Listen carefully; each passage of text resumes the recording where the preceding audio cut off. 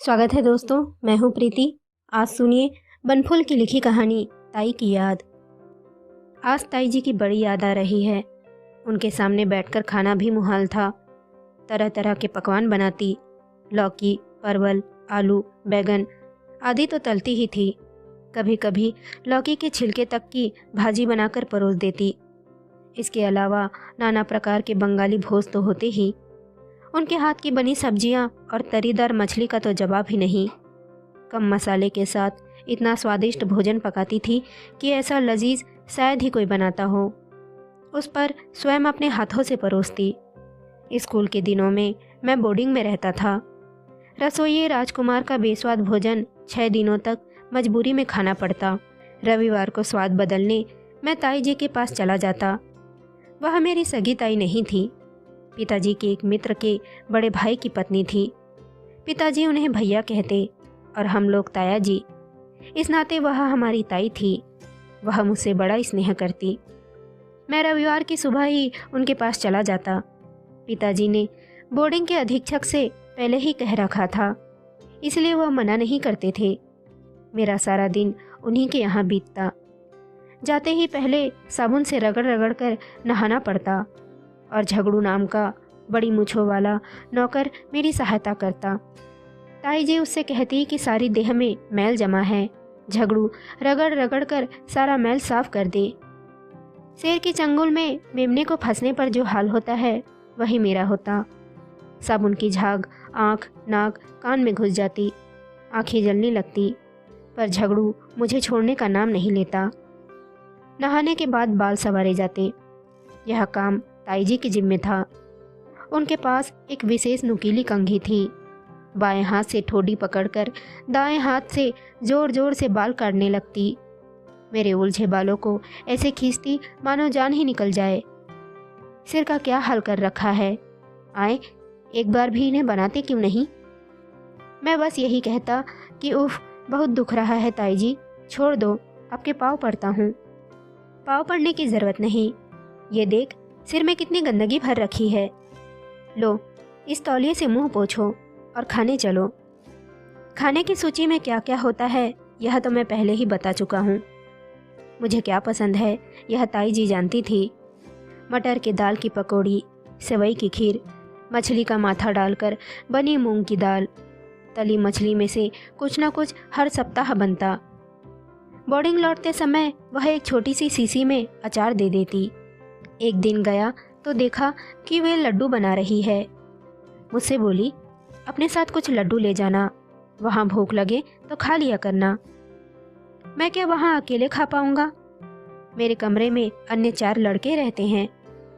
वे बोली, तो क्या हुआ, सबके लिए ले जाना। लेकिन ताई जी की नज़र सिर्फ खाने पर ही नहीं, उनकी नज़र तो सब चीज़ों पर रहती थी। मेरी कमीज में बटन टाँक देती, कोई कपड़ा फट जाता तो उसे स्वयं सिल देती। जबकि वे निसंतान नहीं थी, उनके बच्चे थे और उनकी देवरानियों के भी। इसके अलावा उनके घर में मेहमानों का भी आना जाना लगा रहता। वे सबकी सेवा करती। बच्चों का समूह उनके आगे पीछे सदा घुमा रहता। सभी उनके प्यार के भूखे थे। वह भी बिना किसी भेदभाव के सब पे अपना स्नेह लुटाती। किसी की नाक पोंछ देती तो किसी के कपड़े बदल देती, किसी की देह पोंछ देती तो किसी की धूल झाड़ देती। कभी कभी ताई जी हमारे घर मनिहारी जाती थी। न जाने कितना कुछ साथ ले जाती। नई गागर, टोकरियाँ, छाछ, टोकरा भर आम, आमचूर, आम पापड़, केले, नींबू, संतरे, यानी कि जो मिलता वह सब ले जाती। छाछ और टोकरे तो अक्सर ले जाती थी, क्योंकि उनके यहाँ ये चीज़ें मशहूर थी। एक और चीज़ लाती थी, बेर, कलमी बड़े बड़े बेर, जो सीताफल और पहाड़ी सीताफल। ताई जी के साथ एक और याद जुड़ी है। लोग पुराने कपड़े बेचकर बर्तन खरीदते हैं, पर वह ऐसा नहीं करती। उन्हें जोड़कर वह कथरियाँ बना लेती और लोगों में बांटती। उनकी दी हुई एक कथरी मेरे पास बहुत दिनों तक रही थी। जिस दिन मैंने मैट्रिक की परीक्षा पास की, उस दिन मुझे ताई जी ने विशेष दावत दी। मेरा फर्स्ट डिवीज़न पाना उनकी मेहनत का ही फल हो। सुबह जब मैं गया तो सोचा कि उनका हंसता हुआ चेहरा देखूंगा, पर आश्चर्य, वह रो रही थी और मुझे देखकर उनका रोना और अधिक बढ़ गया। मुझसे लिपटकर बहुत देर तक रोती रही। फिर भर्राई हुई आवाज़ में कहा, कल तू चला जाएगा, फिर तुझे देख नहीं पाऊंगी। तू मुझे याद रखेगा ना? मैंने हामी भरी, परंतु मैं उन्हें भूल गया। आने वाले जीवन में मैंने कई उतार चढ़ाव देखे। आईएससी करते समय बीमार पड़ गया। ठीक होने में 6 माह लगे। फिर उसके बाद पिताजी नहीं रहे। घर का बड़ा बेटा होने के कारण सारी जिम्मेदारी मेरे सिर आन पड़ी। पढ़ाई रोककर ट्यूशन पढ़ाने लगा ताकि घर का खर्चा चलता रहे। पिताजी भी ऊंचे पद पर थे। उनकी भविष्य निधि से पैसे मिले तो अथाभाव कुछ कम हुआ और मैंने फिर से पढ़ाई शुरू की। बीएससी पास करते ही फिर एक दुविधा खड़ी हो गई। इस बार मुझे प्रेम हुआ, ऐसा वैसा नहीं, सचमुच का। अतः उस लड़की से शादी की। बेमेल और विजातीय होने के कारण माँ ने बहू को स्वीकार नहीं किया, यहाँ तक कि मेरी पढ़ाई का खर्च देना भी बंद कर दिया। तभी एक अप्रत्याशित घटना हुई। एक प्रसिद्ध पत्रिका में मेरी एक कहानी प्रकाशित हो गई, जिसकी लोगों ने बड़ी प्रशंसा की। वायरन के साथ जैसा हुआ था वही मेरे साथ हुआ। अर्थात मैं एक दिन सुबह उठा और अपने आप को प्रसिद्ध पाया। इसके बाद फिर कॉलेज नहीं गया। पत्रिकाओं के कार्यालयों में जाने लगा। पैसे आने लगे, जिसमें से कुछ जमा भी कर लिए, परंतु मन अशांत था। मेरा पुत्र पोलियो से ग्रस्त हो गया। उसे लेकर बहुत दिनों तक बंबई में रहा ताकि वहाँ इलाज करा सकूं, पर वह बच नहीं पाया। शोक में दरबदर भटकता रहा और मेरी पत्नी विक्षिप्त सी हो गई। वह दोनों हाथ से अपने बाल नोचती और चिल्लाती रहती, सोते हुए बड़बड़ाती कि माँ का श्राप है। अंत में वह भी परलोक सिधार गई। इन सब अनुभवों के आधार पर मैंने एक लंबा उपन्यास लिख डाला। इससे मेरी ख्याति बढ़ी, पर मन की शांति खो बैठा। उसके बाद मैंने दूसरी शादी की। सांसारिक झमेले तो थे ही, साहित्यिक जीवन भी वैसा ही था। जो इस जीवन से जुड़े हैं उन्हें भली भांति पता है कि इस साहित्यिक जीवन में कितनी जटिलता है।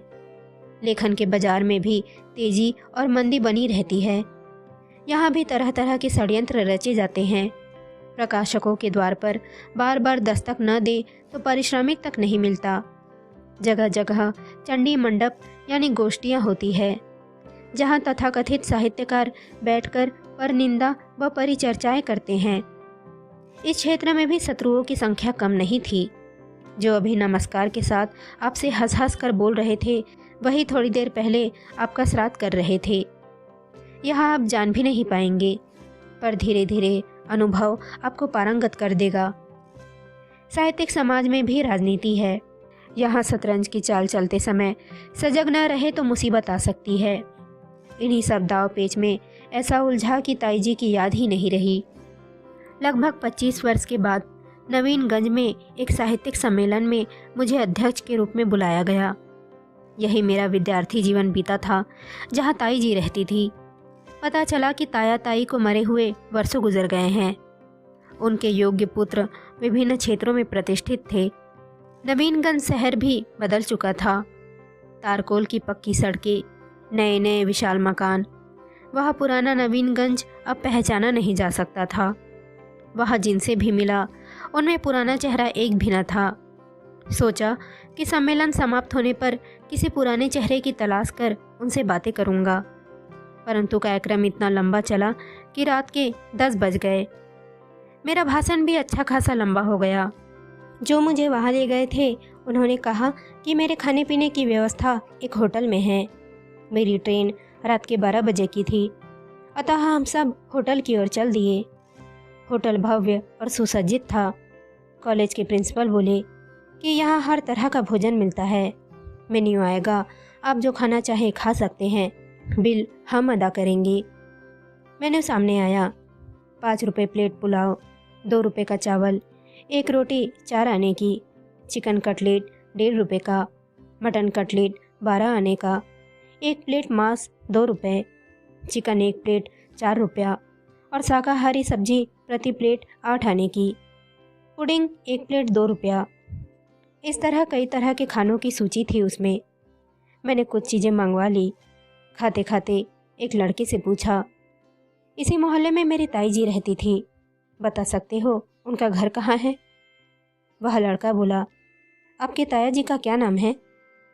योगेन मुखर्जी। अरे, यही तो उनका मकान है। उनके बेटों ने बेच दिया था, उसी को तोड़कर पंजाबियों ने यह होटल बनाया है। सुनकर मैं स्तब्ध रह गया। ताई जी का घर होटल बन गया है, अब यहाँ हर चीज के लिए पैसा चुकाना पड़ता है। अरे, अब खा नहीं रहे? नहीं, अब और खाऊंगा भी नहीं, मेरा पेट भर गया।